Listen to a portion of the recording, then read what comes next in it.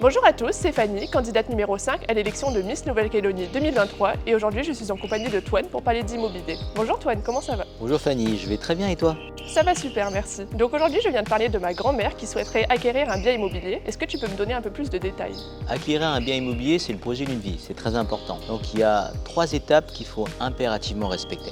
La première étape, c'est de définir quel est l'objectif de ton acquisition. Est-ce que c'est pour de la résidence principale, c'est-à-dire pour y vivre, pour y faire ton foyer, ou est-ce que c'est l'investissement locatif, c'est-à-dire acheter pour y mettre un locataire dedans qui paye des loyers, qui te permettra de rembourser ton échéance de crédit. Donc elle aimerait acquérir un appartement F2 pour y vivre. Quelle est la seconde étape? Alors déjà on a pu déterminer que c'est de la résidence principale, que c'est un appartement F2. Maintenant il s'agit de déterminer le budget. Soit effectivement on dispose de la somme directement parce qu'on a un apport qui est conséquent, soit parce qu'on a hérité, ou soit on a beaucoup épargné, soit on a gagné au loto, soit comme dans 95% des cas, on va solliciter un financement bancaire. Donc ce qu'il faut, dans la seconde hypothèse, c'est que ta grand-mère elle aille voir son chargé de compte pour lui demander quel est le budget qui lui est alloué. Alors elle a déjà établi son budget et elle compte financer sur fonds propres. Qu'en est-il de la dernière étape?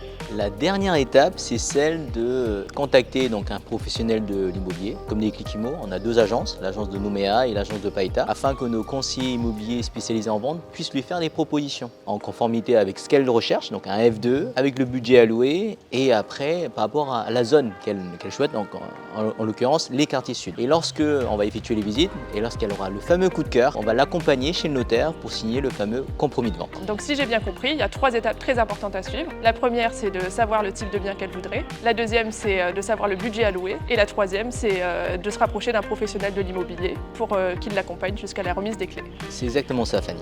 Merci Toine pour toutes ces informations. Faites comme moi, ayez le déclic. Contactez des Cliquimo.